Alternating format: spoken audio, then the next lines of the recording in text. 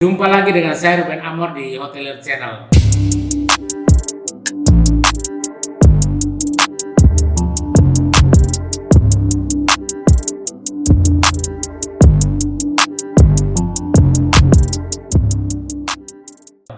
Selamat datang buat teman-teman yang baru pertama kali mampir di channel ini, khususnya para hotelier, para pemilik properti atau hotel. Ini adalah satu kesempatan untuk kita bisa berdiskusi, memberikan satu pengalaman, memberikan satu sharing knowledge terhadap apa yang kita ketahui dan apa yang kita miliki dan apa yang kita alami. Artinya ini bertolak dari satu pengalaman yang kita alami secara real, secara nyata di dalam kehidupan kita sehari-hari atau sebagai seorang pelaku bisnis. Pada kesempatan ini saya ingin memberikan satu informasi, gambaran bagaimana memiliki satu bisnis tanpa harus mengeluarkan biaya semaksimal mungkin. Perlu kita ketahui juga bahwa membangun satu usaha industri hotel membutuhkan biaya yang relatif mahal. Pertanyaannya adalah, apakah saya bisa memiliki shareholder atau memiliki satu bentuk usaha dengan bermodalkan tanah? Ini satu harapan, satu pertanyaan yang perlu mendapatkan satu gambaran, satu jawaban agar bisa diketahui lebih baik, lebih jauh sebelum mengambil satu keputusan. Ada beberapa skenario yang bisa kita lakukan di dalam bentuk kemitraan, di dalam membangun satu hubungan kerjasama. Yang pertama saya sebut sebagai joint venture atau konsorsium. Ini adalah satu bentuk kerjasama antara satu PT atau lebih dari 2 PT bekerja dalam satu ikatan kontrak untuk jangka panjang untuk membangun satu bentuk usaha perhotelan. Di dalam joint venture ini tentu perlu dirumuskan kembali kira-kira berapa nilai investasi baik terhadap pembangunan ataupun terhadap tanah yang dimiliki. Apakah sudah memiliki tanah atau joint venture ini dilakukan untuk mendapatkan satu bisnis kerjasama saling menguntungkan secara bersama-sama. Pada umumnya kerjasama joint venture ini kita temukan di dalam perusahaan asing dengan perusahaan lokal. Ini tentu dengan tujuan adalah meningkatkan kekuatan ekonomi secara finansial untuk mendapatkan keuntungan secara bersama-sama dalam jangka waktu yang panjang.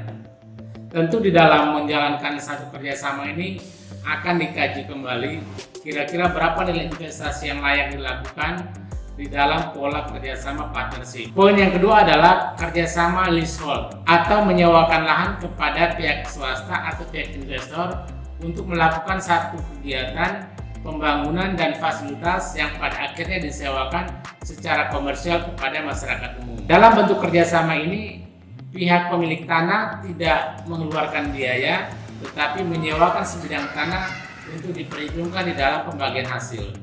Ini sangat efektif yang kita ketahui dan kita temukan karena pemilik tanah tidak merasa kehilangan tanah tetapi mendapatkan keuntungan setiap bulan atau setiap tahun. Pola yang ketiga adalah BOT atau yang kita sebut dengan Build Operation Transfer. Pengertian daripada BOT di sini adalah pemilik lahan memberikan atau menyerahkan tanah kepada pihak swasta ataupun kepada pihak investor untuk melakukan kegiatan pembangunan satu hotel. Di dalam kegiatan perencanaan pembangunan ini bisa melibatkan pihak owner sebagai pemilik tanah dan pihak investor. Artinya kolaborasi antara pemilik tanah dengan investor. Ini akan menghasilkan satu kekuatan, satu desain, satu proyek yang sangat menguntungkan untuk masing-masing pihak. Tentu di dalam pola BOT ini adalah kontrak kerjasama yang dilakukan untuk minimal 20 sampai dengan 30 tahun. Karena perlu kita tahu juga bahwa membangun hotel ini sangat mahal sehingga para pihak harus sepakat, harus menyetujui satu anggaran, satu untung rugi agar bisa menjadi benefit antara para pihak. Ini adalah 3 bentuk kerjasama yang paling populer, yang paling banyak digunakan para investor dengan para pemilik lahan. Dengan mengusung 3 pola ini, diharapkan para pemilik lahan dapat memaksimalkan atau mengoptimalkan lahan yang ada dengan pola kerjasama kemitraan agar ini bisa memberikan satu keuntungan yang berkesinambungan untuk jangka waktu yang lama. Ini bukan menjadi satu hal yang baru tetapi hal yang sangat lazim dilakukan sehingga bisa memberikan satu bentuk kerjasama, membangun satu ekosistem yang saling menguntungkan baik antara pemilik lahan ataupun terhadap para investor ataupun pelaku bisnis itu sendiri.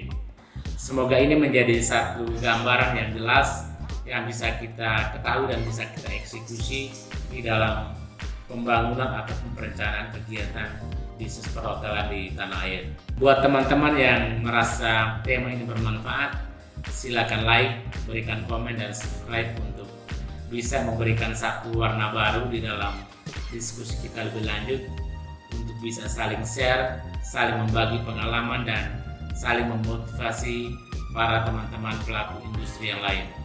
Sekali lagi, salam hotelier.